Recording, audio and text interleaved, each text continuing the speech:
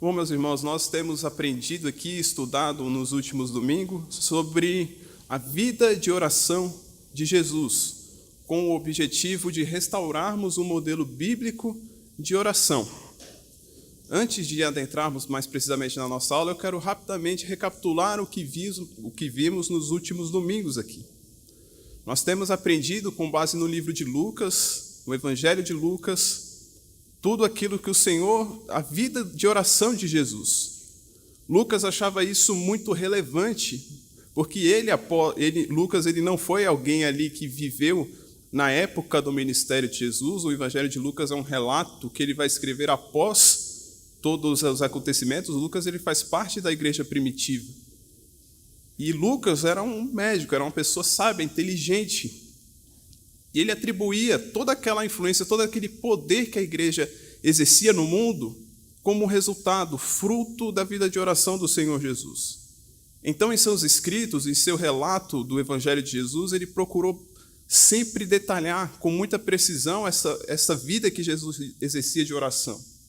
É curioso que o livro de Lucas ele começa mostrando a vida de oração, por exemplo, de Zacarias, da profetisa Ana, de Simão, que estava lá no templo, quando Jesus chegou lá quando criança. Lucas ele sempre ressaltou a importância da oração para uma vida de virtude, uma vida de frutos do reino do Senhor nosso Deus. Precisamente na última aula, nós estudamos mais detalhadamente acerca de 3 orações que Jesus realizou. A primeira oração é que Jesus intercedeu por Pedro, quando Satanás queria peneirá-lo. A oração de guerra no Monte das Oliveiras, onde o Senhor, tamanha era a agonia dele, ele chegou a suar sangue. E, por último, a oração de Jesus na cruz. Com isso, nós aprendemos que precisamos, somos chamados a orar uns pelos outros. Precisamos também orar pelas autoridades do nosso país, desde políticos, governantes, professores, os pais, todos aqueles que exercem um certo tipo de autoridade. Aprendemos também que a oração de Jesus era algo habitual e regular. Não era algo esporádico na vida de Cristo, mas ele constantemente tinha um local reservado para orar e com frequência estava lá. Vimos que, em determinado momento, até anjos eram enviados como resposta daquela oração de Jesus para atender ali a necessidade que ele estava tendo no momento. Jesus ele batalhou várias vezes em oração, para que ele pudesse também cumprir a vontade do Pai. E na cruz, Jesus ele ora pedindo perdão àqueles que lhe ofendiam, nos ensinando assim que precisamos orar, tanto para pedir perdão, quanto orar pelas outras pessoas também. Com base nisso, nós vamos adentrar no tema da nossa aula, que é a oração que Jesus nos ensinou. E por que é tão importante nós estudarmos a oração que Jesus nos ensinou? E aqui eu quero contextualizar vocês. Vamos refletir um pouco de como está a oração nos nossos dias. Principalmente aqueles que não vieram de um berço presbiteriano vão conseguir até entender com mais facilidade aquilo que eu vou falar, porque já vivenciaram isso muitas vezes. Mas a verdade, meus irmãos, é que hoje, em muitos lugares, a oração deixou de ser um relacionamento do homem para com Deus. A oração deixou de ser algo que os homens com temor exercem perante Deus. E em muitos lugares somos estimulados a praticamente, olhem só, dar ordens a Deus. Senhor, eu não aceito. Senhor, eu determino. Senhor, faça isso. Senhor, faça aquilo. Como se a criatura pudesse dizer para o Criador o que ele deve fazer. Deixou de ser uma oração de alguém humilde, quebrantado, que tem consciência de quem é, e que tem consciência de quem Deus é, e virou praticamente a oração de quase alguém dando ordens a Deus. Um absurdo isso. Então é necessário voltarmos à Escritura, voltarmos à palavra de Deus e aprender com o Senhor Jesus a forma correta de orar. É engraçado que muitas pessoas vão à oração para satisfazer os seus próprios desejos e não mais buscar a vontade de Deus. A vontade de Deus ou ficou para um segundo plano, ou a minha vontade é mais importante do que a vontade de Deus. Eu vou várias vezes fazer citações aqui do nosso autor, é este o livro aqui, A Vida de Oração de Jesus, da editora Z3, é um coreano que escreveu. pastor Sang Sub-Yu. Estou bom no coreano já.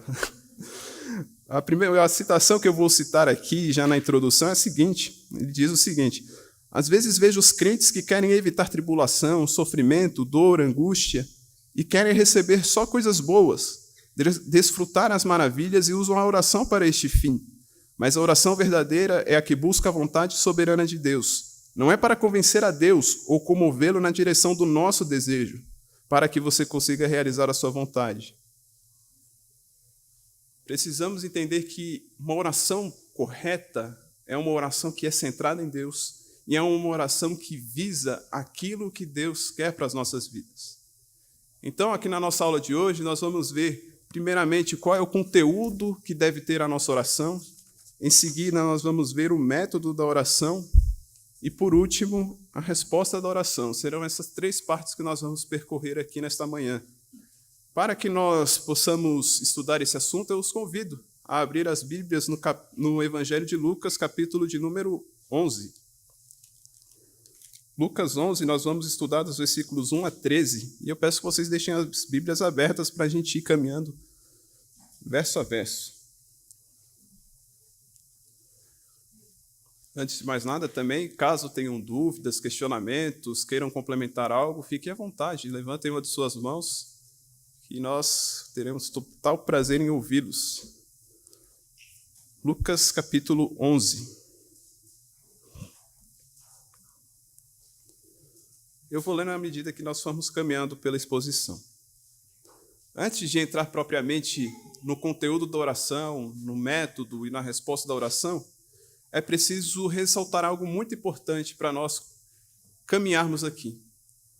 A oração, meus irmãos, ela não é para qualquer um, mas a oração é um privilégio para aqueles que são filhos de Deus. Nós sabemos que só um é o Filho de Deus de forma verdadeira, que é o Senhor Jesus Cristo. Até ele, se nós olharmos para o Antigo Testamento, praticamente não vamos ver relatos de pessoas chamando a Deus de Pai, porque só o Senhor Jesus Cristo é o verdadeiro Filho de Deus, eternamente gerado do Pai. Porém, por tudo aquilo que Cristo fez por nós na cruz, ele nos comunica, ele nos dá esse privilégio de, assim como ele, podemos nos achegar a Deus e chamá-lo de Pai. Porque em Cristo Jesus, por meio de sua obra na cruz e sua ressurreição, nós somos adotados como irmãos de Cristo, portanto, nos tornamos filhos de Deus. Conforme o relato de João, capítulo 1, verso 12, que diz: todos os quantos receberam a Jesus, deu-lhes o poder de serem filhos de Deus, a saber, os que creem em seu nome.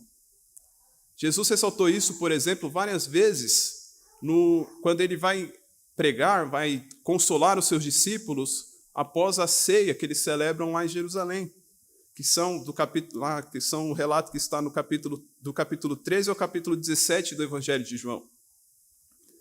Por exemplo, em João 14, 13 e 14, Jesus diz aos discípulos: e tudo quanto perdides em meu nome, isso farei, a fim de que o Pai seja glorificado no Filho.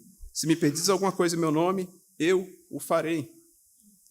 Percebam que o privilégio de nos achegarmos a Deus em oração, chamá-lo de Pai, ter comunhão com Ele, é graças ao privilégio que temos de sermos alcançados pelo sacrifício de Cristo, pela obra de Cristo Jesus na cruz. É importante isso, porque muitas vezes, meus irmãos, eu já ouvi relatos de pessoas que se achegam e dizem: eu tenho dificuldade de orar. Quando eu me achego para orar, parece que as coisas não estão andando, eu não tenho força, eu não me sinto digno de estar orando a Deus. Sim, de fato, nós não merecemos. De fato, por nós mesmos, nós não temos capacidade de nos achegar a Deus. Mas, sempre que alguém me fala isso, eu falo: olha, se achegue a Deus por causa daquilo que Cristo fez por você. Se achegue com fé. Como, por exemplo, o relato de Hebreus capítulo 4, versículo 13, se não me falha a memória, que diz: nos acheguemos com confiança ao trono da graça. Por quê?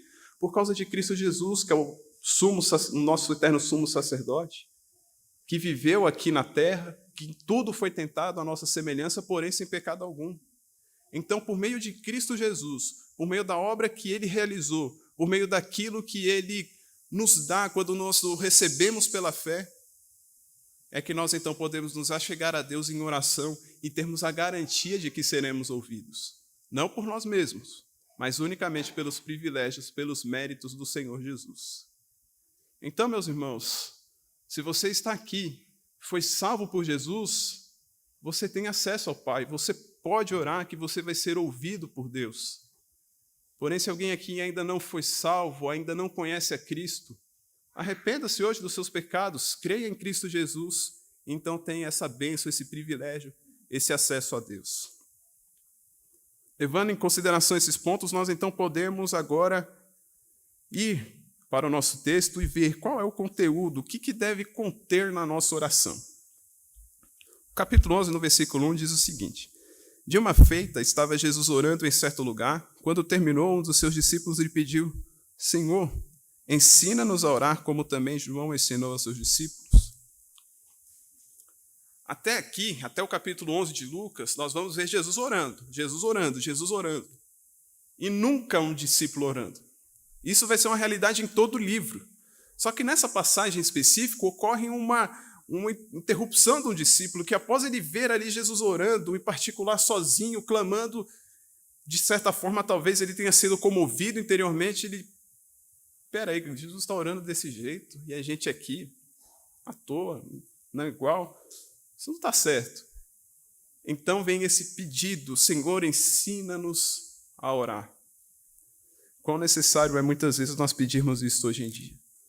E Jesus, ouvindo um pedido desses, é óbvio que Jesus não iria virar as costas e rejeitar, né? Mas Jesus, ele prontamente atendeu. Lucas vai trazer um relato, então, de como Jesus ensinou a orar. Este relato está presente também no Evangelho de Mateus. Porém, o nosso autor está expondo com Lucas. Apesar da oração de Mateus estar mais completa, ter mais informações que até facilitam o nosso entendimento, a gente vai continuar caminhando aqui no texto de Lucas. Lá no versículo 2, nós vamos ver duas partes da oração, duas coisas que tem que ter numa oração verdadeira. Que diz assim: então Jesus ensinou: quando orardes, dizei, Pai, santificado seja o teu nome. E aqui nós já temos a primeira parte, o primeiro conteúdo desta oração. Perceba que Jesus já começa ensinando os discípulos a chamar a Deus de Pai, já com a certeza de que Cristo concluiria sua obra e comunicaria isso à sua igreja, comunicaria isso aos seus discípulos. E o primeiro pedido, a primeira coisa que é inserida na oração de Jesus é: santificado seja o teu nome. Meus irmãos, nós devemos orar para que o nome do Pai seja santificado, seja glorificado, seja exaltado.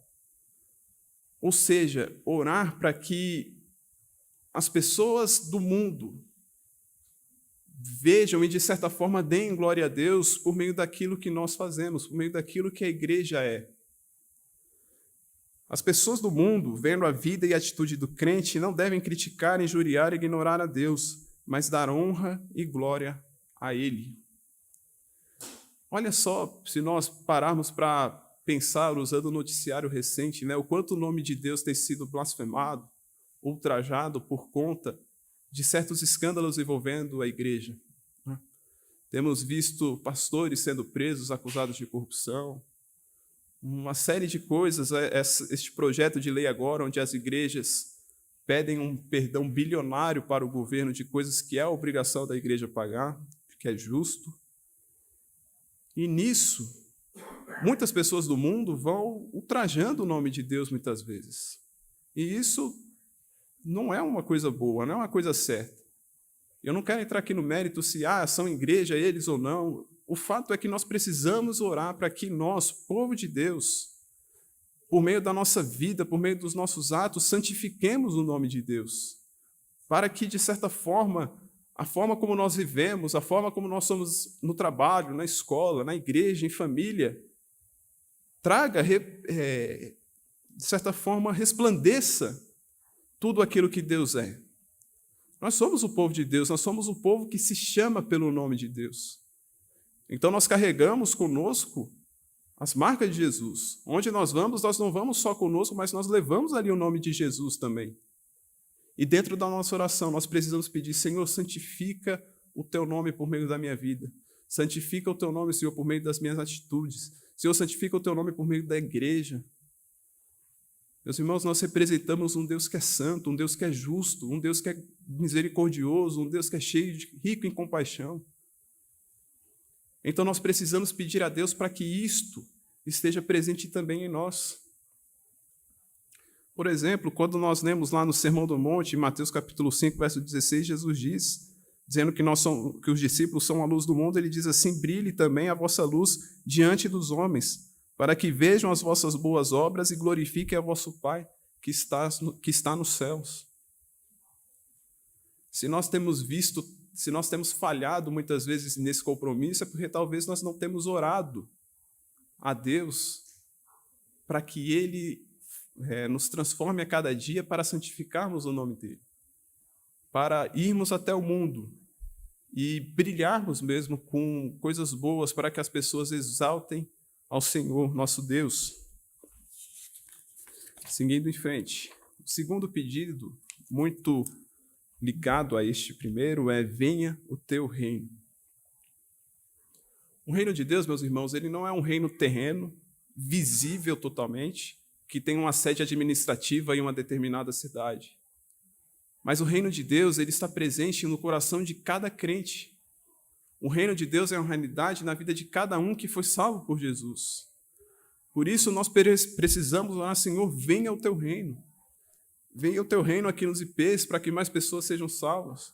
Senhor, venha o teu reino na cidade de São Pedro. Venha o teu reino lá em Arequipa, no Peru. Venha o teu reino em Cajamar Centro.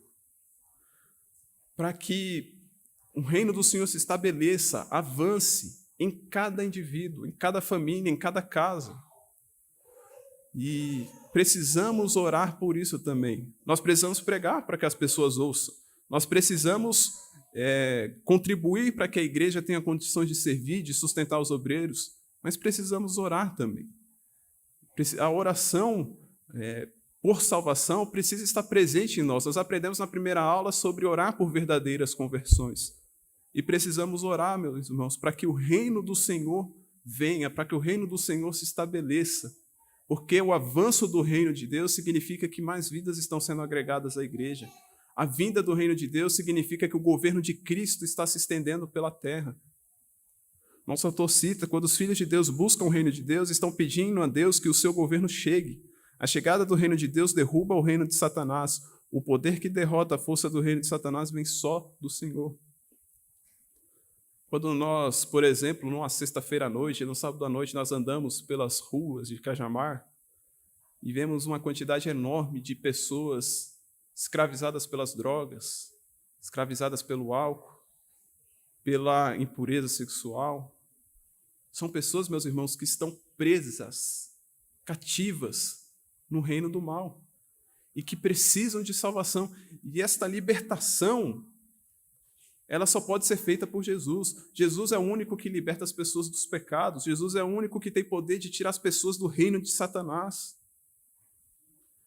Então, que em nossa oração isso esteja presente. Senhor, avança o teu reino. Senhor, salva essas pessoas. Senhor, quebra as cadeias, quebra as correntes. Venha, Senhor, o teu reino. Essa é uma necessidade que nós precisamos nos esforçar também, nos empenhar em oração, assim como o Senhor nos ensinou. O terceiro pedido, ele é curioso. Após nós pedimos para que Deus santifique o seu nome, após pedimos para que o reino do Senhor venha, há aqui agora um elemento no versículo 3 que é algo mais físico, algo mais do cotidiano, que diz: o pão nosso cotidiano dá-nos de dia em dia. É parte da nossa oração pedirmos a Deus pelo pão nosso de cada dia, por assim dizer. A ideia de pão está relacionada a algo básico, a uma necessidade que nós temos. Ou seja, enquanto nós oramos e trabalhamos pelo reino de Deus, pelas coisas invisíveis, Deus ele se encarrega de cuidar das coisas necessárias para nosso viver. Comida, água, vestimenta, moradia. Como nós lemos, por exemplo, lá em Mateus 6,33, que Jesus diz: mas buscai em primeiro lugar o reino dos céus e sua justiça, e essas demais coisas vos serão acrescentadas. Essas demais coisas são justamente essas coisas necessárias. E ele diz que quando nós buscamos ao reino de Deus em primeiro lugar, e se formos ver na nossa oração, de fato, o reino ocupou os primeiros lugares, ele se encarrega de nos acrescentar essas demais coisas. É impossível, meus irmãos, que alguém se dedique à obra de Deus e Deus deixe faltar o mínimo, os mantimentos a eles. O nosso autor cita, para se dedicar à obra espiritual de Deus, Deus tem de se responsabilizar pela vida material das pessoas. Sempre que é interessante vermos vários relatos disso, né? Alguns irmãos que dizem, olha, eu usei ontem, na época que o arroz era barato, né? Eu usei ontem a última quantidade de arroz que eu tinha aqui, acabou tudo, e nossa, o dinheiro chegou aqui hoje. Se nós olharmos para a vida dos grandes missionários que passaram, como a de Hudson Taylor, por exemplo, acontece isso, nossa, comemos a última porção de comida que tinha aqui, e agora, né? Eles oram e no dia seguinte a oferta chega. A cesta chega, a necessidade é suprida, porque, meus irmãos, isso é uma coisa que o próprio Deus se encarrega de fazer, de dar aquilo que é necessário, aquilo que é básico para que as pessoas possam se empenhar e se dedicar na sua obra. E muitas vezes ele usa a igreja para isso. Nunca imagine que uma doação de cesta básica que você faz para a igreja é algo totalmente do destino, algo incomum. Não, isso faz parte de um plano de Deus de manter alguém, de sustentar alguém, de levar algo que alguém está precisando. E muitas vezes pode até ser uma quantia ínfima, pequena para a gente, mas que vai fazer muita diferença na vida de outras pessoas. Atendendo até mesmo a um pedido de oração, Senhor, o pão cotidiano nos dá hoje. E esse é o nosso Deus, meus irmãos, um Deus que sustenta aqueles que se dedicam, que buscam o seu reino. O Deus que não deixa faltar absolutamente nada. Não são caprichos. É pão, não é mortadela, queijo, presunto, não. É pão, é o básico, é o mínimo, é aquilo que nós precisamos para viver. E isso o nosso próprio Deus se encarrega. Louvado seja Deus por isso. O quarto pedido diz o seguinte, no versículo 4, acompanha aí. Perdoa-nos os nossos pecados, pois também nós perdoamos a todo o que nos deve. Nós aprendemos na última aula a necessidade, né, de orarmos pedindo tanto perdão por nós quanto por outras pessoas e de nos perdoar mutuamente. O autor até vai citar casos que ele conhece de igrejas onde há pessoas que se dizem de oração, mas que não conseguem perdoar ao seu irmão. Meu irmão, mas isso não faz o menor sentido. Orar a Deus pedindo perdão, não perdoando ao outro, revela uma ambiguidade que não cabe para um filho de Deus. Porque, meus irmãos, cada um de nós aqui, que temos convicção de quem nós éramos e de quem nós somos em Cristo Jesus, sabe do que nós somos perdoados. Não foi pouca coisa. E se nós ofendíamos a Deus de tantas formas, de formas explícitas, implícitas, de forma secreta ou para todo mundo ver, e orgulhávamos e batíamos no peito e tínhamos orgulho do nosso pecado, andávamos totalmente entenebrecidos do nosso entendimento, ofendíamos a Deus de todas as formas, e Ele nos perdoou. O que é uma ofensa de um irmão nosso, de alguém, ou mesmo uma injúria de alguém do mundo, perto de tudo aquilo que a gente fez para com Deus? Quem tem consciência daquilo que Deus de fato nos perdoou, não guarda mágoa um do outro, não deixa de perdoar. Nosso autor ele vai citar, né, na vida dos filhos de Deus, a vida de perdão é a condição principal para obter a resposta da sua oração. Se eu não perdoo o pecado do irmão ou das pessoas do mundo, não posso orar a Deus pedindo perdão pelo meu pecado. Quem de fato compreendeu aquilo que Deus nos perdoou, não vai ter dificuldade nenhuma de perdoar a ofensa de algum próximo. Jesus ele até chega a dizer que se você vai ofertar e lembra que tem alguma coisa contra o seu irmão, para você primeiro ir lá se reconciliar com ele e depois entregar a sua oferta. Percebam que se a gente não nos perdoar uns aos outros, guardarmos ódio por algo que alguém fez, que pode ser até justo, pode ter dado-nos prejuízo, pode ter nos ofendido. Mas, meus irmãos, muito mais a gente já fez com o nosso Deus e Ele nos perdoou de todos os pecados.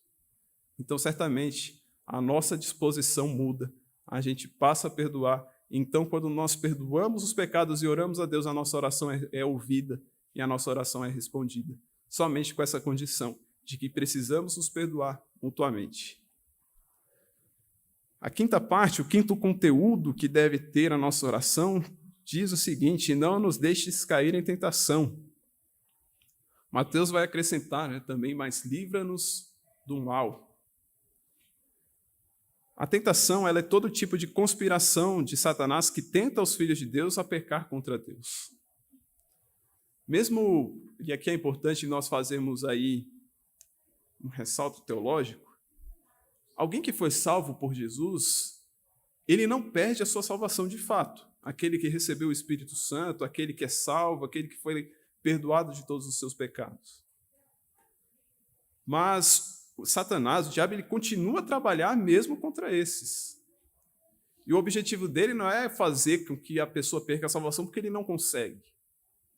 Mas a pessoa que foi salva e que acaba caindo numa tentação, ela vai viver uma vida, meus irmãos, muito miserável, de poucos frutos, poucos resultados, pouco trabalho pelo reino de Deus. Ela vai chegar lá no final, vamos dizer assim, com muito custo, de forma muito pesada, quase que se arrastando mesmo. Por isso o Senhor nos ensina: orem para que vocês não caiam em tentação, orem para que vocês sejam livrados de pecar contra Deus, orem para que vocês sejam livres da culpa, orem para que vocês não caiam, não transgridam e não fiquem caídos.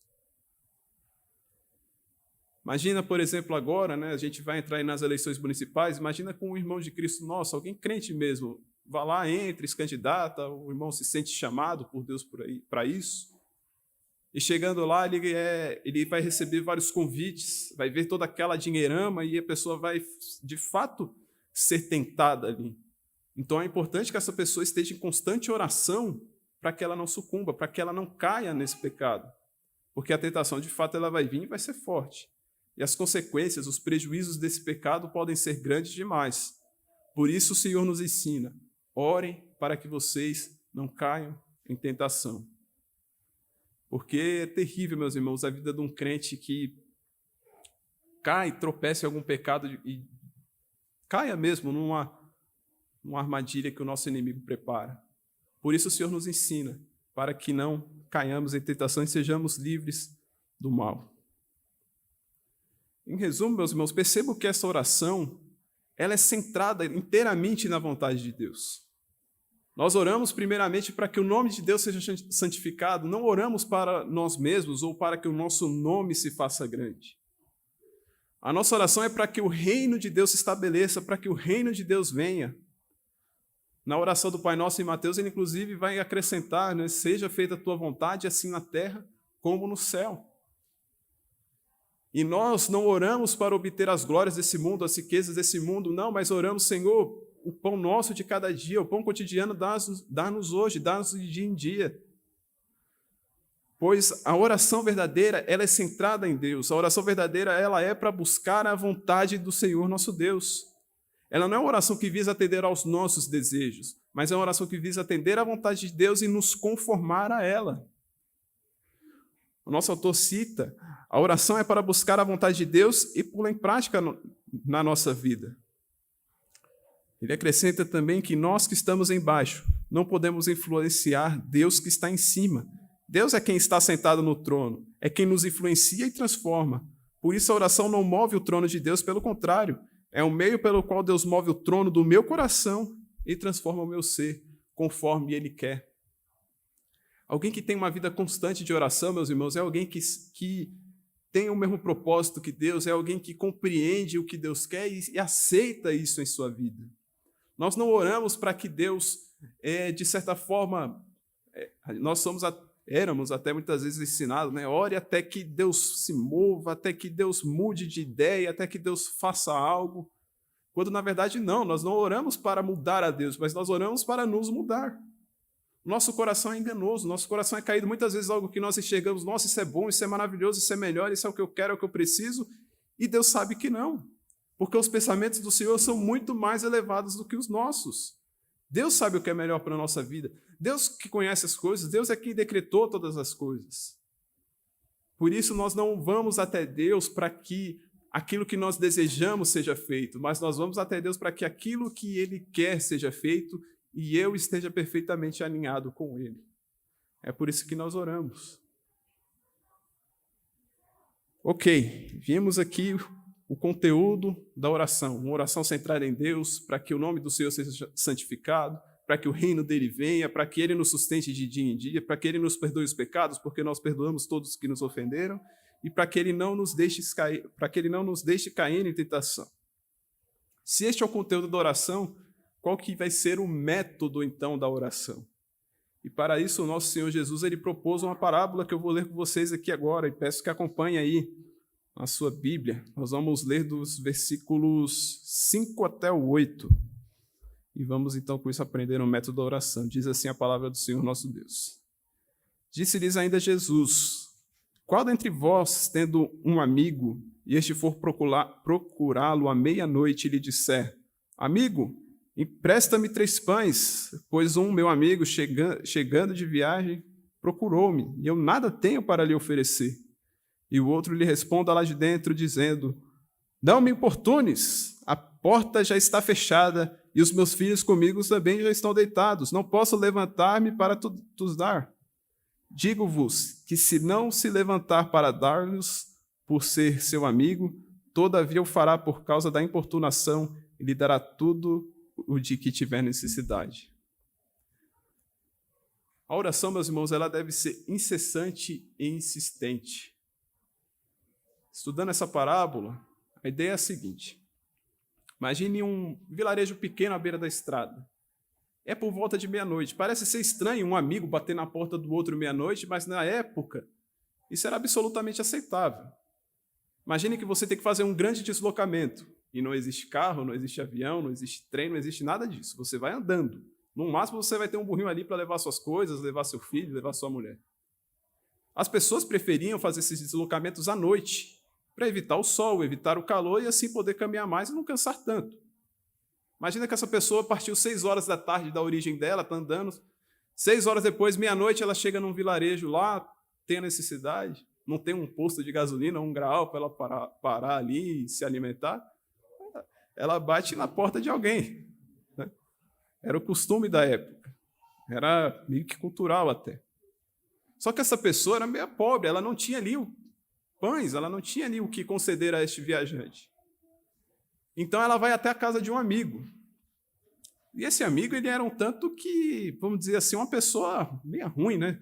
Porque quando alguém ia visitar alguém, na verdade era como se a pessoa fosse visitar todo o vilarejo. Então todo o vilarejo se mobilizava para receber aquele viajante. Até porque é até um pouco de empatia, né? Essas pessoas um dia fossem viajar, elas também iam precisar desse suporte.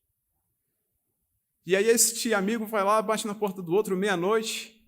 Imagina, né, aquela casa que tem no máximo 2 cômodos. Aí está lá 3 filhos dormindo no chão, marido e a mulher numa cama, aquela coisa.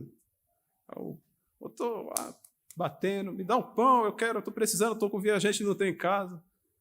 Aí o cara olha lá a situação da casa dele, rapaz, eu vou acordar todo mundo pisando aqui para ir lá na cozinha buscar os pães para ele. Aí ele lá de dentro mesmo nem levanta, ele fala: ó, não consigo buscar, já estou aqui deitado, está todo mundo dormindo, vai atrapalhar muito. Só que o amigo continua lá. Cara, mas eu preciso. E bate, insiste, não para. Até que esse irmão ele fala, cara, as crianças já acordam chorando, a mulher já fica estressada, atende esse cara logo. Aí fala: tá bom, vou lá. Ele pega os pães e entrega, e então este homem pode atender a necessidade daquele viajante. Meus irmãos, o nosso Deus, ele não é como este homem que não quis ir lá atender. O nosso Deus é um Deus que ouve a nossa oração, que se compraz na nossa oração, que pede para que nós oramos. Mas, meus irmãos, muitas vezes nós precisamos insistir, nós precisamos permanecer, porque a resposta ela não vem rápida. E é interessante, por que ela não vem rápida? Primeiro, Deus não mima ninguém. Deus quer criar em nós pessoas à semelhança, à imagem do seu Filho, pessoas, vamos dizer assim, perfeitas. Na glorificação nós o seremos. Imagina se cada vez que vou lá, peço rapidinho aqui, faço uma oração meia boca e Deus já me atende. Bom, a gente vira uma criança mimada. A gente vai dar trabalho, a gente vai ficar... Não vai alcançar o padrão que Deus exige. Além disso, se nós orarmos de forma incessante, permanente, com insistência, e mesmo que a resposta demore, por meio desse processo, Deus vai transformando o nosso coração para que a nossa oração ela seja cada vez mais sincera e faz com que nós deixemos de buscar o nosso próprio desejo e passamos a buscar a vontade de Deus. E por meio desta oração mais contínua, mais incessante, nós vamos ter mais comunhão, mais relacionamento com Deus. E aí, de fato, vai se caracterizar a relação de um pai com o filho. Deus não vai ser um mordomo. Deus não é, de fato. Deus não é alguém que vai lá só para atender o meu pedido, um balcão lá que eu chego, Deus, eu quero isso, ele me dá e eu saio. O nosso Deus é o nosso Pai, é o nosso Senhor. Então, com Ele nós conservamos não só um momento de oração, não só um dia no mês de oração, mas é uma vida de oração. Nós não seremos alguém que vai lá, bate na porta um dia, volta daqui a um ano, só no Natal, ou só no Ano Novo, ou só no aniversário. Não, a gente está lá todo dia, batendo na porta, chamando, pedindo, clamando. E olha só como essa resposta vem. Por isso vos digo, pedi e dar-se-vos-á, buscai e acharei, batei e abre-se-vos-á. Pois todo o que pede recebe, o que busca encontra, e a quem bate, abrir-se-lhe-á. A resposta é garantida, meus irmãos. Mas para isso nós precisamos estar ali constantemente aos pés do Senhor, pedindo, clamando, intercedendo, orando. Imagina se nós ficarmos ali todo dia, Senhor, vem com o teu reino, vem aqui nos IPs, vem em Cajamar. Imagina quão grandes coisas Deus não vai fazer para a salvação das pessoas. Imagina quão grandes coisas Deus não vai fazer para atender esse nosso pedido. E dia após dia nós vamos ser moldados, transformados à vontade do Senhor. E aquilo que Ele fizer, nós o glorificaremos. Nós falamos, Senhor, isso que o Senhor fez é bom, é perfeito, é agradável. Estaremos aí de fato no centro da vontade do Senhor. Mas para isso nós precisamos ser incessantes, insistentes, não desmorecer, não desanimar, mas ficar ali incessantemente, até que a resposta venha, até que o amigo vá lá, se levante, entregue, atenda a sua necessidade. Esse é o nosso Deus, um Deus que não quer nos mimar, mas quer nos transformar, um Deus que não quer que a gente se achegue a Ele e fiquemos do jeito que estamos, mas Ele quer nos transformar à imagem do Seu Filho. E tem mais, vamos ler do 9 ao 13 para ver exatamente a melhor das respostas de oração.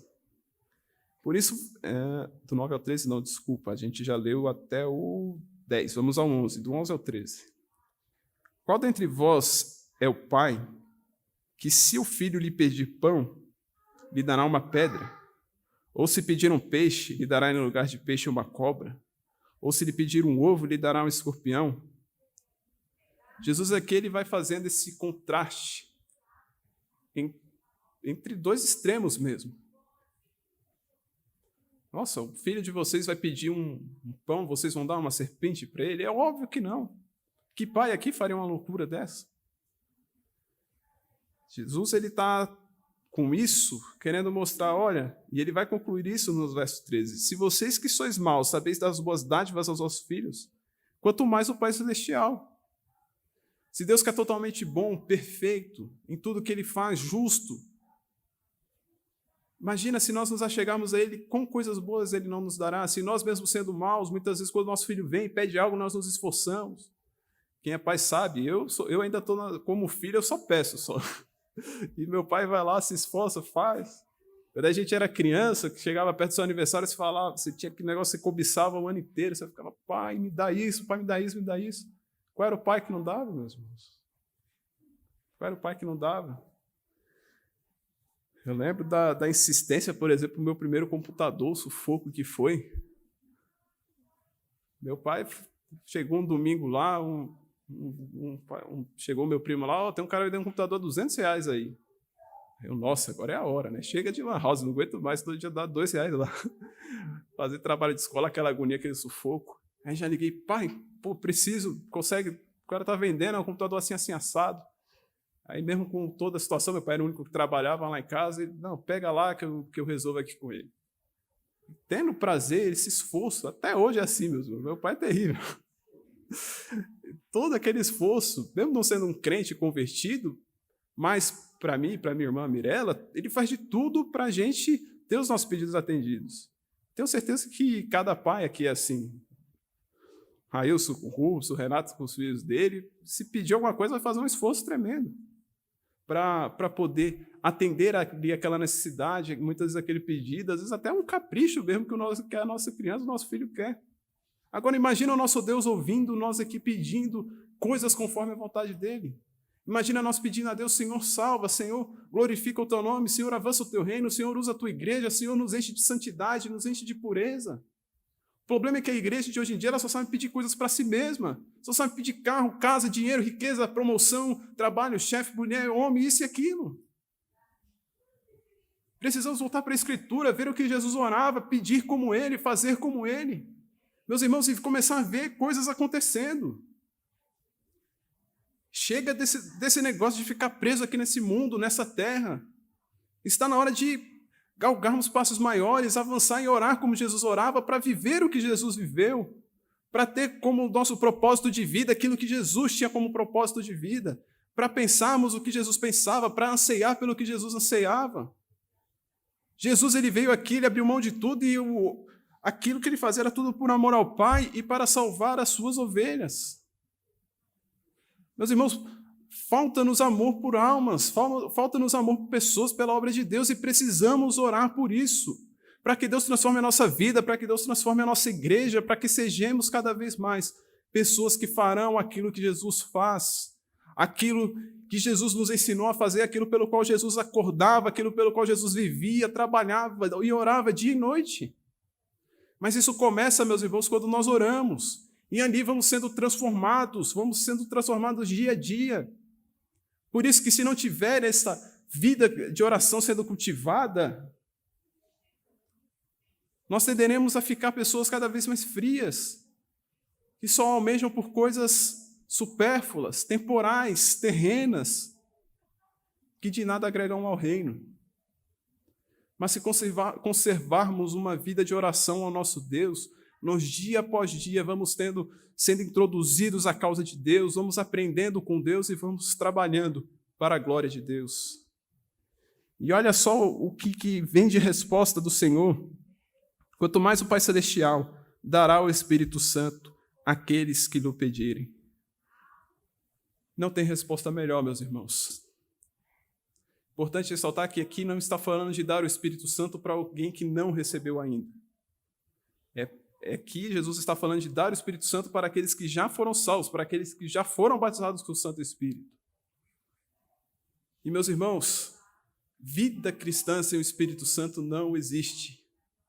O Espírito Santo, meus irmãos, ele é a presença do próprio Jesus em nós, porque ele também é Deus. A pessoa do Espírito Santo ela está conosco porque através dele é que nós aprendemos a palavra de Deus, é através dele que nós lembramos de tudo aquilo que Jesus nos ensinou. Ele é a manifestação, é ele quem salva, é ele quem nos transforma, é ele quem nos santifica. O Espírito Santo é dado a todo crente, meus irmãos, e nós precisamos dia após dia mais e mais da presença do Espírito Santo em nossa vida. Somente através do Espírito Santo em nossa vida é que nós vamos compreender e viver a vontade de Deus. Somente através do Espírito Santo é que nós seremos uma igreja que batalha, na batalha que Jesus travou, é uma igreja que vai avançar na missão que Jesus nos deu. Semana passada eu preguei no São Pedro sobre isso, meus irmãos, e o sucesso da igreja em sua missão estará ligado unicamente no quanto esta igreja é cheia do Espírito Santo.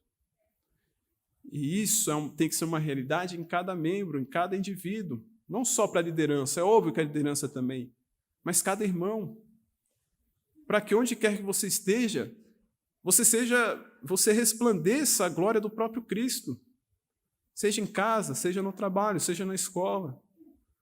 Porque a transformação que o Espírito Santo opera em nossas vidas é diária. De pegar este coração ruim, duro, e ir amolecendo, e ir transformando, e ir conformando a imagem do seu Criador, a imagem do seu Redentor, a imagem do Senhor Jesus. Quando nós recebemos, vamos nos enchendo do Espírito Santo, os nossos desejos, as nossas vontades, elas vão sendo moldadas conforme aquilo que o Espírito quer. O Espírito Santo ele não trabalha exercendo uma autoridade como eu posso dizer, autoritarista. Ele não chega, bate o pé, chuta a porta e fala, agora que queimada sou eu, e você some, sucumbe. Não. Mas o Espírito Santo trabalha nos convencendo, nos persuadindo, nos comovendo de que aquilo que ele deseja é o melhor para nós. A ação do Espírito em nosso coração é assim.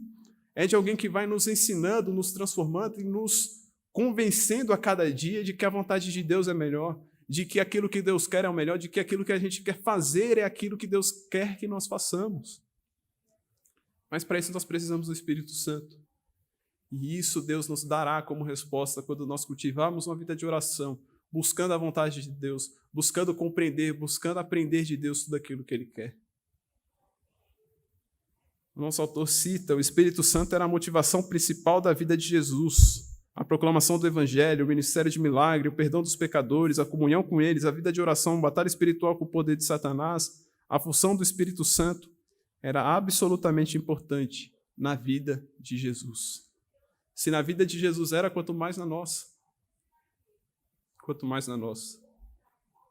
O Espírito Santo é enviado do céu, por meio daquilo que Cristo fez. É a garantia da nossa salvação. É a presença do próprio Cristo em nós. Quando ele diz que não nos deixaria órfãos, mas viria até nós. Isso se dá através do ministério do Espírito Santo. Através de Deus nos preenchendo, através de Deus nos enchendo. E quando nós somos cheios, meus irmãos, sai da frente, que ninguém vai segurar a gente. Ninguém segura a igreja de Cristo. A igreja que testemunha, a igreja que tem comunhão com os outros, que se ama, uma igreja que sabe da sua missão e trabalha dia e noite se esforçando para cumpri-la. E isso só se dá quando nós nos enchemos do Santo Espírito.